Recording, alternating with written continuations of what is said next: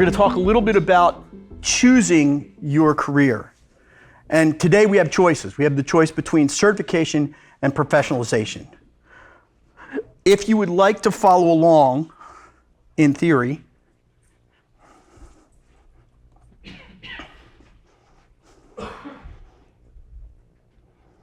you can do that by going to that QR code right there, or the device that your device right locally on the right-hand side. You can do that, and you can do input to this presentation. That's on the left-hand side.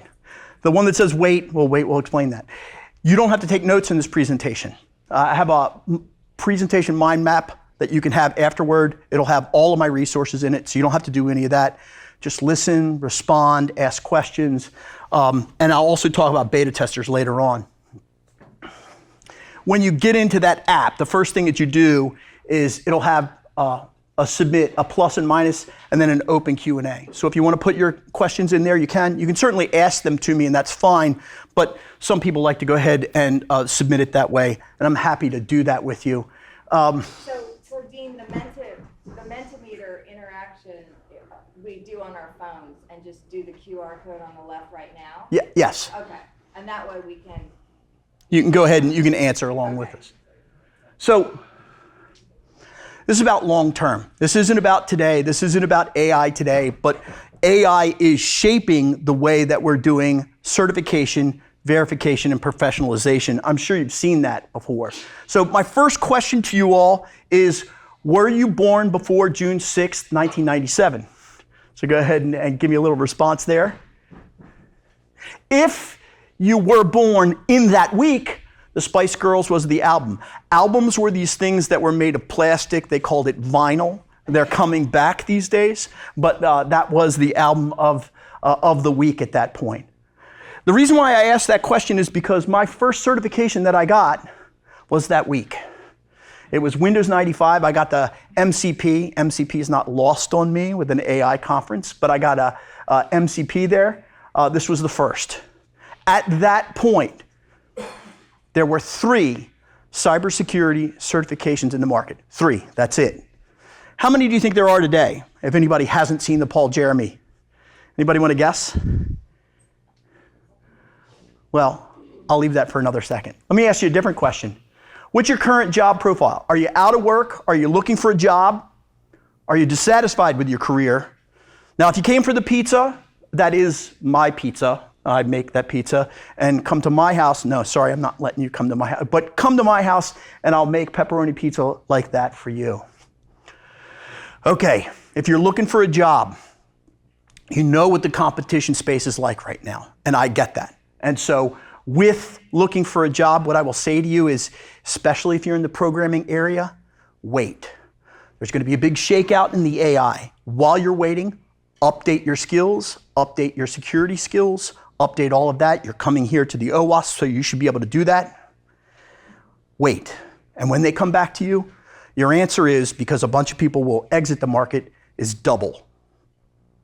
Make sure that you put your value into that. We're going to talk about how you can put your value into this. If you're looking for the free pizza, I'm sorry, it's gone. This is what the certification landscape looks like today. From 3, when I started, to 481. This is Paul Jeremy's diagram that's here. And this is the sea of cybersecurity certifications that are out there right now. Now, if you're looking at me, I put a little overlay on top of this, and you'll see the purple dots is where I have certifications. If you're looking in a particular column, that's kind of a career. If you go across the columns and you're starting at the bottom, those are the low-level certs, and as you move up, those are the higher-level certs. What I like about this is you can go in there and click on, oh, what's this thing? You can click on that. That opens up and it tells you, here's this certification. This is what it's all about. But you have choices, and you've got to figure out what choices are going to do you well there. By the way, this is what 28 years looks like. So a lot of times what people said to me was, Dean, we want you to teach this class. And I go, well, I don't know. Okay, I'll go learn that thing. And they said, well, you need the certification with that. And I'd say, if I can get the certification in 2 weeks, can I have the job? And they go, yeah. And I'd be like, I'll be right back. And so what has happened over time, if you ever want to look up here, this is my collection. This is called paper. Okay. Over time, I've collected up all my certifications and all my tests, and I've put them into this binder, so that when I walk into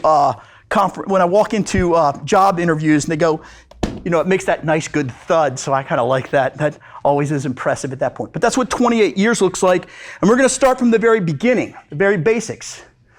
Now, people are going to ask, where are the AI certifications? Okay, let me just be really clear. AI security, and we're talking about AI certifications. Now, there is good news, and that is in the vendor space. The Amazons of the world, the Azures of the world, they have got their act together when it comes to certifications for that. But that's vendor specific. I kind of want you to go vendor neutral a little bit here.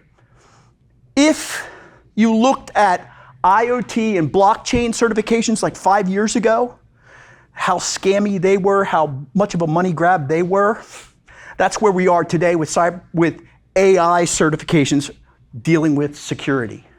Okay, now, I want to see what you're interested in. Pick one of the green, one of the yellow, and one of the red. I want to know what interests you right now in this room. Give you a second there.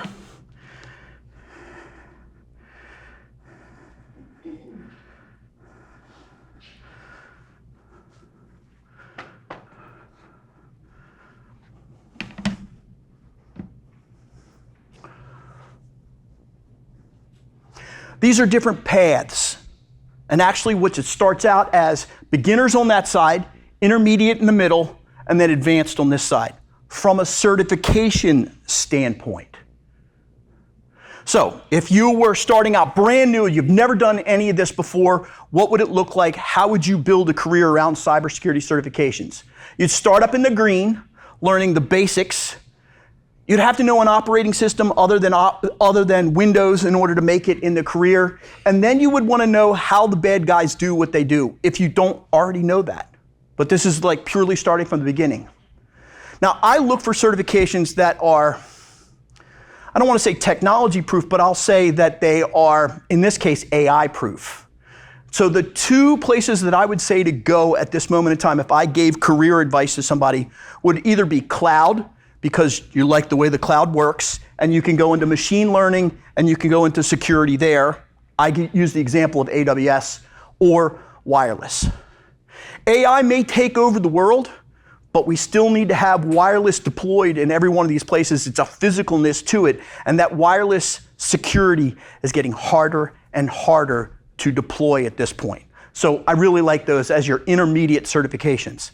And then you have to pick a career choice. You're going to have to pick a lane at that point, and that gets you down to the last 3 certifications there. You could do that. That plan would work for most people, but this is just a sample. So those 480 certifications, what have I learned about what makes the hiring manager say, yes, I want that? I know that they're looking through a stack. I know they're having the AI do these things for you. But when you make choices for your certifications, how do you take 480 and cull it down to 5? And so this is my prescription for making valuable certifications. There's something called the ISO 17024, which basically says that the people who write the exam are not the people that can go ahead and give you the training. They have to be separate, and they set up a setup for that. I think that testing sign-up should be open. I don't think that you should say, hey, well, if you want to go ahead and take this test, you have to sign up for my training here. And, oh, that's $5,000, okay? I think that that's kind of a rip-off, kind of skeevy at that point. Test formats, face-to-face versus online. With the proliferation of AI glasses and wearables and those kinds of things, I think AI online tests are going to diminish over time unless they're open book. It should be proctored. Unproctored exams, I don't buy it. I think it's one of those skeevy things where they're trying to make money. I think the outline itself for the exam should be available to everyone. And if they can't tell you what's on the exam, and it can't be that here are the 5 things that they're doing, it's got to be a lot more than that. So that's what I think is valuable in the market. I think that you should do CPE rather than retest, because retest becomes a money-making proposition in there. And I think if there are brain dumps available for it online, you should not take that certification. Now, there are a lot of fake brain dumps out there, but I really don't think that you should be doing any of that. And lastly, I think vendor neutral is better for us from a career standpoint. Okay, now let's switch gears here and talk about career path. Choose your career path. Now, just for a minute here, pick one of the three. Auditor, vulnerability analyst, leadership executive. Where are you?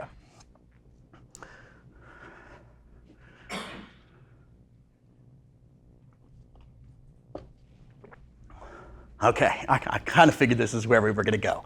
Okay? So when you're looking at career paths and you switch from certification, you want to start looking at something like NICCS. Now, I like this. I've been working with this, another dead tree version of something that I have here. This started out in 2007 as something called the EBK, and this was the original document that they had out there. I kept my printed copy of it. But that's now moved into what is now known as a Special Publication 800-181 or NICCS, which is professionalization. Professionalization is not here yet as far as you being able to go and be like a certified public accountant or take the Series 7 because you're a stockbroker, those kinds of things, or medical professions. It doesn't exist at this point, but we're very close. Now, I've been saying that for a couple of years, but we're very close. You know, IPv6 is almost here. But these are the careers that are out there. This was designed by thousands of us, by certification bodies, by military, by government, and by educational people like me. We created what looks like these careers that are here listed out, but then what we did is we went a step further. And so if we look at professionalization, what we did is we said, okay, we have to create a path for people. For those who were into vulnerability analysis, you'll see this little number here. It says 541. I'm going to pick the executive cyber leadership because it's a little bit easier to explain. But 541 would be that career that you would choose as a vulnerability analyst. Now, for an open certification, here's the cool thing. You go to this site, you pick the one that you want, and then it's going to list off a little diagram right here. I know that's a squint-a-thon, but you can look at the real stuff in a minute. It says, what is the list of all the knowledge, skills, and abilities for this career? A list of every single one of them so you can sit there and go, I know that, I know that, I know that, I know that. Hiring managers can go, you understand, as a leadership person, you understand cybersecurity laws and regulations. That's what they're looking for. They may have to test you for it, but I think we'll get into professionalization and it'll be there soon enough. Now, for Dean, what I did was, with a couple of programmers, we took all the 631 knowledge statements and made a 1-hour course for each one of them. And we went into the details of each one of those. So if you're interested in that, join the beta program, Blatant Commercial 14, moving on. So how do you build a career? I mean, that's really what the question comes down to. And we're going to do a couple of tools here. Now, first off, if you needed another plate of food and you wanted to run screaming from the room, here's my run screaming from the room piece of this. Continual learning is a requirement at this point. Because you came to this conference, it's pretty likely that you're a continual learner, and that's great. You're going to have to teach yourself sometimes. Do not use AI to teach you. It is not a good teacher. It is a parrot. And as my joke, Polly wants an anvil? Okay. That kind of landed flat. Okay. The careers that you're going to have long term need to be AI proof. The challenging careers that are worth your effort are going to be AI proof, I think, especially if you're in security. The differentiator between you and somebody who is a parrot, somebody who is reading an AI script, is that your vocabulary must be excellent. It must be differentiated. I don't know if you've ever asked for a definition from AI on a certain topic, but it gives you this watered down, middle of the road definition. It doesn't have any strength to it, is how I feel about those definitions. So build that vocabulary and then build your plan. How do you do this? So these are two books that I have right here that have pretty much changed my life as far as training is concerned and as far as learning is concerned. These are the two best books out there. This book, How to Read a Book, How to Read a Book will help you look at how to examine all your readings that you're getting and be able to cast them off real quick. This one's no good, this one's no good, this one's no good. Oh, there's a gem right here. How to figure that out, how to argue with the book so that you're learning from it, and you can apply those same set of strategies to any videos that you're looking at out there. The other one, has anybody heard the thing, it takes 10,000 hours to be an expert? That's wrong. What it really is it takes 10,000 hours of deliberate practice to be an expert. Deliberate practice is very different than practice. And that's what Robert Poole and Erickson talk about in detail. I've restructured all of my training so that it follows peak. Okay, let's figure out some other stuff from you all. Let's go ahead and make some assertions here. You'll see on the left-hand side, and then this is an input for you all. On the left-hand side, it's 1 year or less. When we're talking about certifications, it's 1 certification or less. On the other side, it's 10 years or more. Anybody got 10 years of college? That would probably mean 2 PhDs. Pretty unlikely at this point. So I'd like you to go ahead and give me your years of programming skills, security skills, information technology skills, management experience. Let's do a little input there.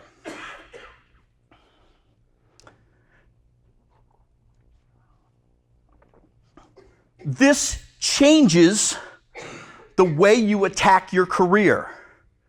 If you have a master's or a PhD, you're going to be going after a completely different set of jobs. You're going to be on your career path, unless your career path is ending at that point, where you've got an MBA and somebody says, we don't need you anymore, we'll get AI to do it. You need to reskill, but you need to reskill differently. Let's see, information technology skills, right in the middle, management experience. This is the place, long-term management experience in years. This is the place where you can, if you've got the skills, you can take over for the management that's booted out the door. And then obviously adding in all of your other security certifications. Okay, so here's the plan. It's 4 pieces. Get good data, fix your weaknesses, build a long-term plan that's good enough, and then choose between professionalization and certification.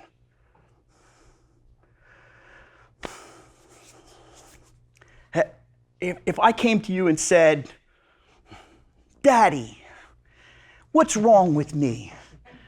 Mommy, what's wrong with me? You're just fine the way you are. You're perfect. You don't want that person. I mean, I like it when my mom says that I'm perfect, okay? But that's not what you're looking for. You're looking for people that will give you both barrels to the chest. You suck at this, okay? That's what you want. You want that hard thing. And by the way, AI is not going to go ahead and do that for you. It's not going to say you're bad at these skills right here, okay? So you're identifying your 3 weaknesses. This is the core of it. You're going to have to find enough people that are going to give you the trends. If you ask 1 or 2 people, you're not really going to get a trend line there. You want a trend, you want good data. Take good notes and don't argue with them. Sit there and go, yes. Now the person you may be asking may be a real giant pain in the butt. It could be. It may be that they're giving you bad advice, but that's why you collect it over a series of people out there. Now, you got to fix your ability to get along with people first. But conversely, you're not going to get along with everybody. I am not for everybody, and I know that. Some people are just like, I need you to get away from me. And I get that. I'm fine with that. I really am. So don't expect to get along with everybody. Lastly in here, one of the problems that we run into is not knowing our value. And again, we go back to, you've been booted out of the market, you've got these great programming skills, they said AI is going to take care of all this programming for us, and it didn't. Remember, there's going to be an exit from that market, and you're going to step in and you're going to go double. Know your value at that point. But you've got to know that that's there, and you've got to know what your competitors are in that market that are out there. So, what are my problems? I can't type and I can't spell. But flat out, that's my problem. So that means that I don't program well because I can't type and I can't spell, so I'm really in trouble there. Now, do I fix those problems learning to program, or do I build tools that will help me with this? And that's really the choice. I do make mistakes. I am imperfect, and I give myself the chance to do that.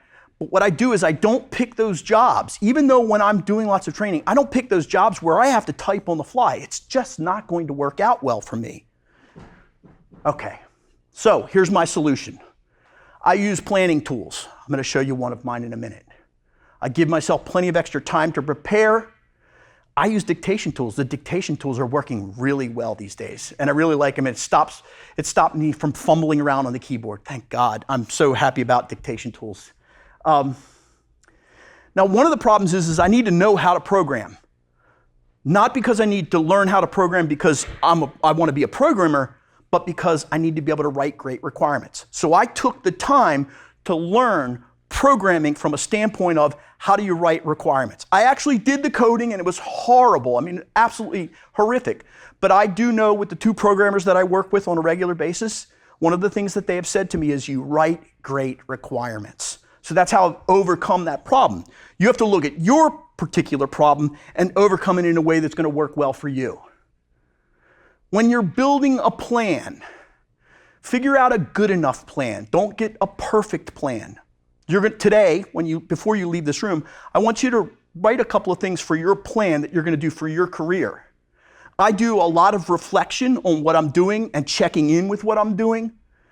Your plan is not going to last forever, and be prepared for it to not last forever. Somebody's going to come to you tomorrow. Somebody could walk up to me and say, I'll give you a big bucket full of money if you teach this crappy certification over there.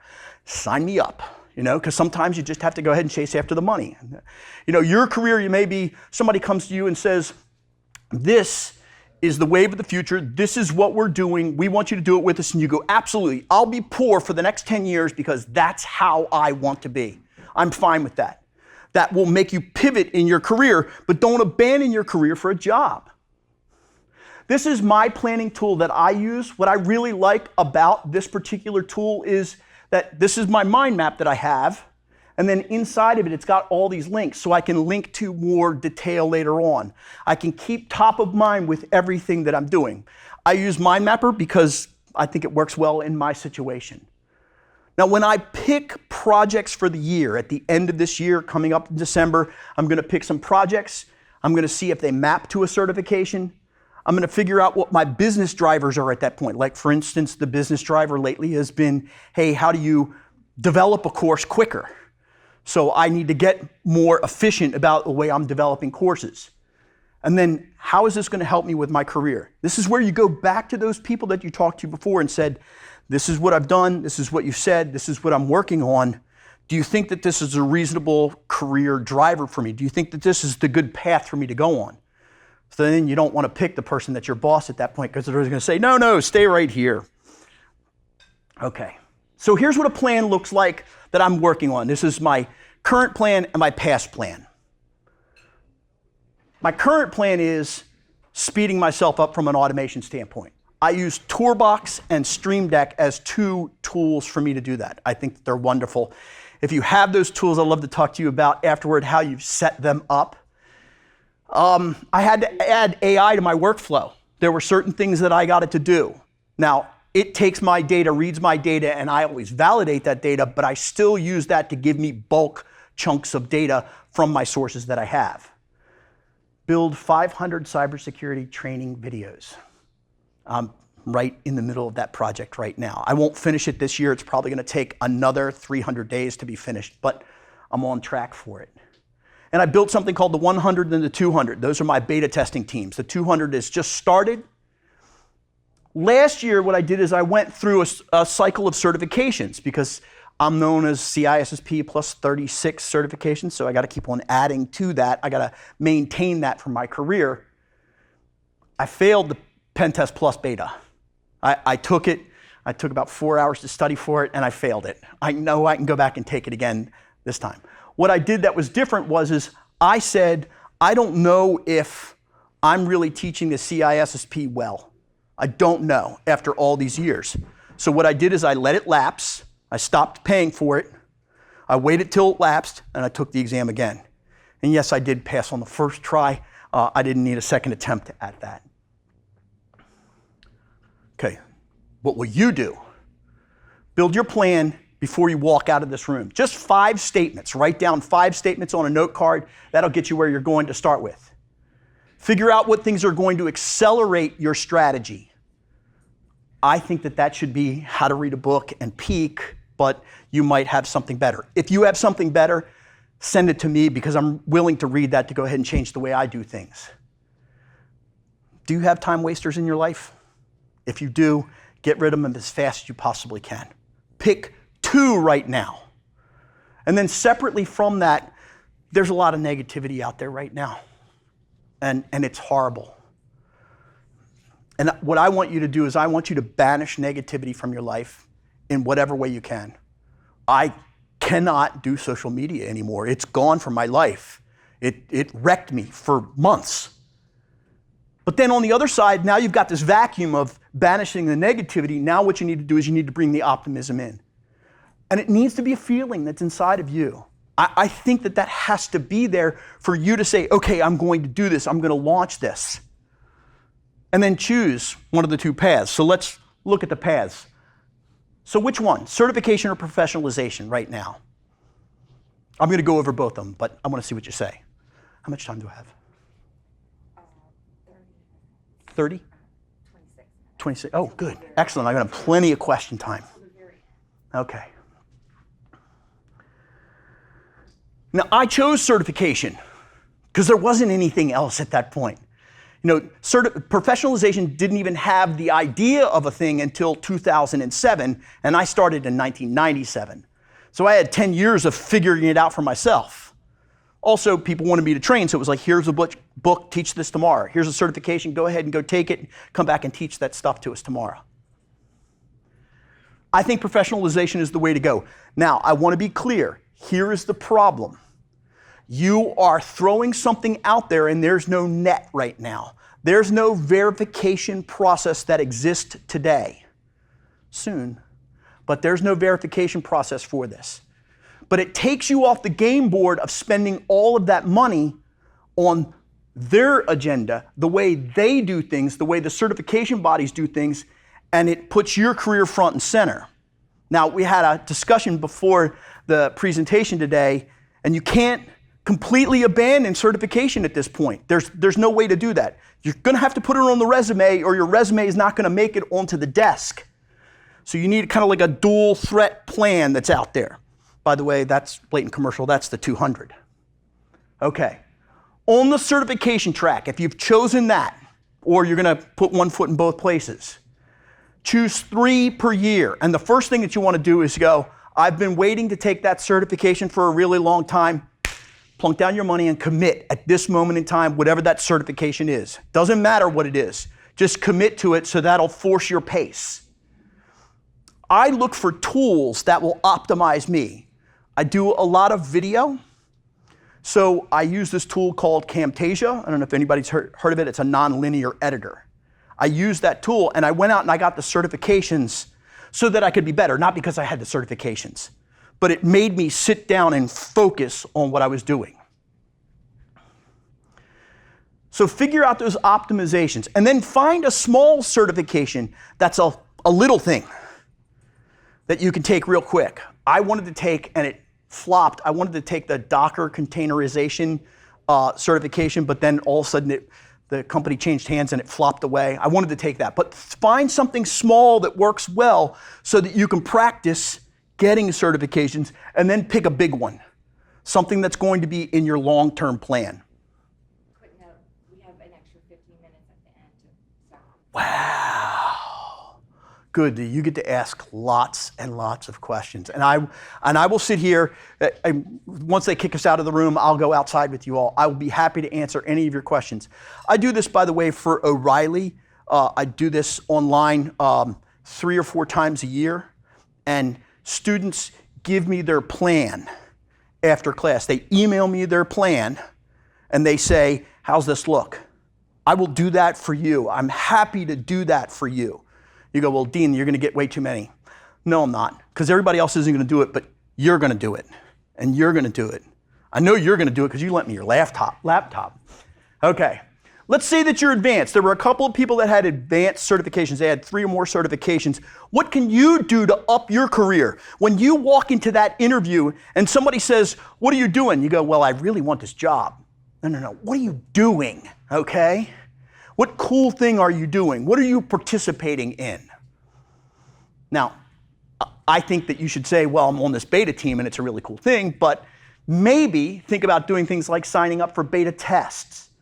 That can advance your career. If you're the person that says, well, I just took this beta test and it just kicked the teeth out of me, that's a great conversation. You don't even have to pass the test to have a good conversation because you're doing something different, and that's what counts. Maybe you write questions for an exam. As a teacher, I can't do that, but as a regular participant in those exams, you can. Now, let's say you're working for somebody at this point. The only reason to get vendor-specific certifications at this moment in time is if somebody else is paying for it.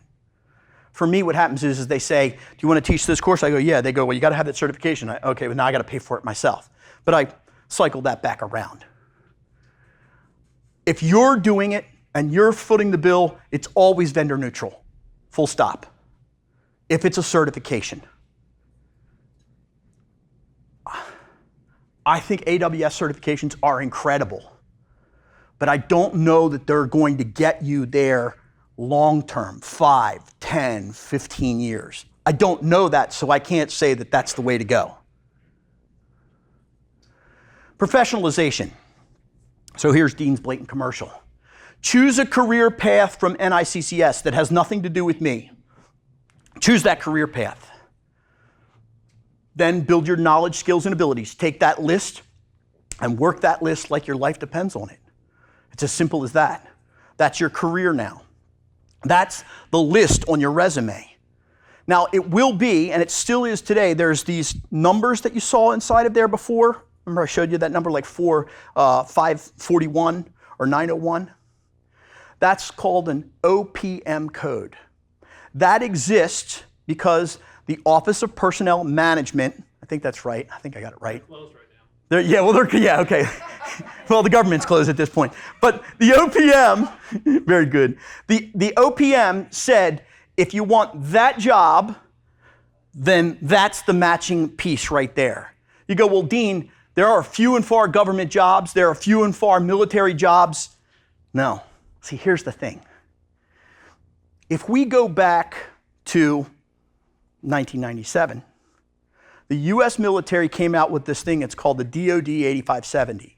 And in that, what they said was, these certifications map to these work roles before there were work roles.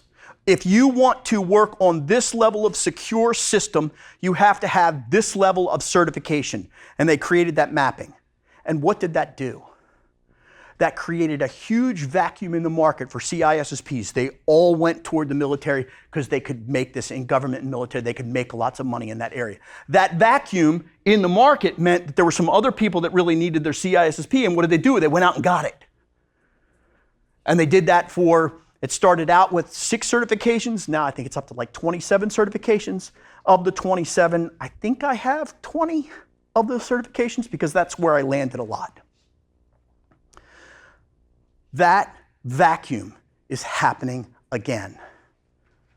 That vacuum is happening with the NICS roles that are out there. So there is no validation on it yet, but it's coming soon, and I think that that's where we're going to land. I also think that there's going to be grandfathering in that.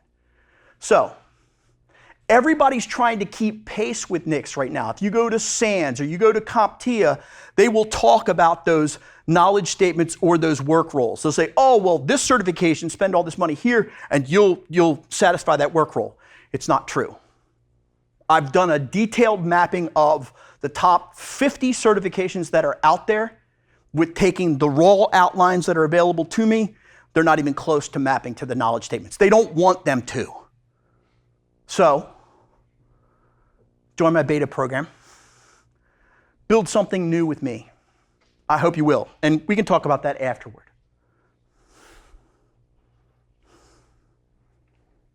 There's a sea of content out there. There really is. You can look at all of this stuff online, and I think that you should. Use how to read a book to filter it. But I don't think it's a sea of content. I think it's kind of a tsunami of content that's out there. And with AI, I think it's changed into something else. You might find some good content out there somewhere along the line. Okay, so here's the do's and don'ts. Do not do the following. Search YouTube without reading how to read a book first. You're blindly flailing about at that moment in time, so just don't do that. Don't buy training and certification sales bundles. It's making them money, it's not getting you toward your career goal. Now, if you go to boot camps, I used to teach boot camps. I taught 6-day CISSP boot camps for a living for many, many years. Do not go to a boot camp unless you read the book first or contact the instructor. Know who the instructor is, and if they bait and switch, you tell the salesperson, this was the instructor that I expected, I did not get them, I want my money back. I used to do a training that was called rescue training, and what would happen is I would get a call on Monday at noon. And what it was is a salesperson going, can you teach a 5-day class in 4 days? I'd be like, yeah, I can do it. It's not going to be fun. And I'm like, what happened? They go, well, the students all came out and said, get this guy out of here. He doesn't know what he's doing. And I would have to come in and teach. Now think about that. They've already gotten mad at this guy and booted him out of the room. Now I'm coming in and I've got to compress it. It's like lion taming, okay? It's fun for about 15 minutes, and then after that, it kind of gets wearing on you. So what I will say to you is, know the instructor first. And lastly, do not use anecdotal information from your friends. Well, when I passed the CISSP, I read this book and everything was okay. That's one data point. You need hundreds of data points. Now, the nice thing is you can come to me and say, Dean, this is my plan. And I'll tell you where you don't have data. I'll shine a light on that stuff. I'll give you both barrels because I want you to have a good career. Okay. Every Wednesday and Saturday, you can go to my YouTube channel for free, and you can watch components of the knowledge statements. It's the first concept. It's the first 5 minutes of that. You can watch that there. You can download the mind map presentation, and if you don't get it in this room and you forget to write this down, I think that's the shortest email address ever. Even 3Com representatives when they have that. So that's my short email. Now, if you don't want to do it with me, I think that how to read a book, peak, and building your plan before you walk out of this room, write those 5 statements, will get you where you need to be. I've left, how much time do we have left? You still have 20 minutes. Okay. And how would somebody join the beta team if they wanted to? Okay. So the way to join the beta team is you take that card and you point it at the left-hand side? The 200, the right. Yeah, the right-hand side. You point it at the right-hand side, you sign up there, and that allows you to apply for it. It is, I'll say right up front, it is $200 for 100 days worth of training, and it's 1 hour of training every single day with validation on that, with CPEs that you can do. Now, set all that aside. What are your questions? Where are you right now? It can be the simplest question that you want to put up, but I'm here for you to go ahead and help you. Can we turn the lights up? Oh, yeah. Yeah. I can't really see really well here. So, you get first question, you get second question. So I don't have a college degree. Okay. I mean, do you think it's really a good idea in this day and age with certifications and? Okay. And I've given very specific career advice in this particular area. If you don't have, if you say you want to do certifications, you need 10 to overcome that guy that's got the college degree. Okay, so now that's the equivalent. When you get to 10, then you've made it in that area. If you can get your associate's degree, because you're relatively young, if you can get your associate's degree, at least get that. Now, there's also, by the way, I want to say to you, be very careful out there. There are a bunch of universities out there that are saying they'll give you cybersecurity master's degrees and things like that. if you're doing that, if anybody's doing that, come to me and talk to me. I won't denigrate somebody in an open forum, but I'll tell you who the scammers are out there. And some of them are really big. So did that answer your question? Yes. Okay, good. Yes, sir. Cool. I'll preface my question with the context that I am a sales rep for a software vendor, so probably a bit of a black sheep for this Good. room. But one of the benefits of that is that I've had the opportunity to go to, 50, hundreds of shows over the course of the last 2 years, and something that's really recurring at the larger events like the Black Hats and the RSAs of the world is that there's tons of recent grads, college students that are often very jaded by the market and their experience trying to enter the cybersecurity market, and they come to these vendor booths and they're truly curious, inquiring kind of what the best first steps are to just get a foot in the door with opportunities in cyber. And these are typically, 20-second conversations that happen hundreds of times over the course of a day. So in a very succinct way, how could I best kind of guide these individuals just to give them some hope, but like tangible action items that they can begin a career? So I would steer them right to the book, those 2 books right there, because then that helps them to build a career. That helps them to question, because what hiring managers want to see, any hiring managers in this room? When I stand in front of him and he asks me a question and he shines the light on the dirty places where I've tried to hide, like I can't spell and I can't type, he not only wants me to have an answer, but he wants me to be honest about it. Now, I know we have this weird relationship. So what you have to do is you have to say to these people that they have to clearly state what they can and cannot do, because let's say I get past him and now I'm talking to the technical lead behind him. As soon as I get in this room and I don't have the knowledge, he's going to boot my ass out. So be honest is the first thing. Be able to be hypercritical about your knowledge of yourself.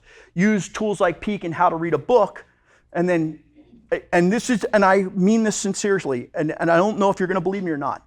Give them my email address. I'll talk to them. I'll walk them through what's going on. But when they're very early in career, I say that a lot of big organizations have funnels to pump them through. I know that, like for instance, Cisco's got the Cisco Sales Associate Academy or something like that. It's called CSAP. One of those big organizations, they can funnel through that and they can work that for like 2 to 5 years if they can get in there. If they can't get in there as an early college grad, then they need something that's a differentiator. And I don't know what that is right this moment in time, but I can tell you on a case-by-case basis. I don't know, does that get you where you're going? It does. Be different, get different results. Yeah. It's going to reign true, right? So that's super helpful. Okay, thank you. Appreciate it. Okay, so career change. You're next. So I'm coming from healthcare. I Yes. have my doctorate. I have my MBA. So I have transferable skills. Where do I start? Don't leave the healthcare industry. I'm still in it. Okay, good. Don't leave. Okay, whatever industry you're in, stay in it. Okay? Because what you can do that I can't do is you can go, I don't know what the career is. Let's say for argument's sake, you're a doctor. Nursing? Okay, so you're in nursing right now. You can go to the technology team and say, can I please hold the cables and watch you? They won't let me do that, but they'll let you do that. You take that beating of going ahead and doing that extra work inside of the organization, and those people are starving for people that they can go ahead and pull up through there. So don't leave that. Now, if you're jaded about the healthcare industry and you need to get out of that, I understand. But before you do that, stay there for a little while, hold those cables, learn those skills, work your way through that, pull the certifications of the career, the professionalization, pull that up inside, and you'll get where you're going. I've seen that happen a lot, and so don't abandon that career. Yes, sir. I agree with your assessment earlier about AI certifications being a little scammy at this point due to how new they are. When do you think we'll get to a point, or I should say, how do we measure when we're at a point where we got some legitimacy? Is it time, or is it some other metric that you can say, okay, now we're... It's those first 7 metrics that I put up at the beginning that I worked through it, so that if they're hiding the certification, if they're hiding the outlines, those kinds of things, if they say you have to take our training to get our certification, look at those first 7 items on the list. The number there, because I looked at IoT and blockchain, The number was about 5 years after the first certification comes out. That's Dean's estimate. They may progress faster than that. When vendors like AWS and Azure get into that game and they've got their certifications there, the vendor neutral people will reach into that and pull that stuff out, but that has to be mature there for them to normalize it between Azure and AWS and Google. Who's next? Nothing else? How much time do we have left? Another 13 minutes. Okay, I got plenty of time. I'm happy to answer it. You want to go? What's it? That's time? Are we done? Okay. That's okay. We're done. That is time. If you would like to ask me questions afterward, I'll be outside. Thank you for your focus, time, and attention. I hope you enjoyed it. Thank you.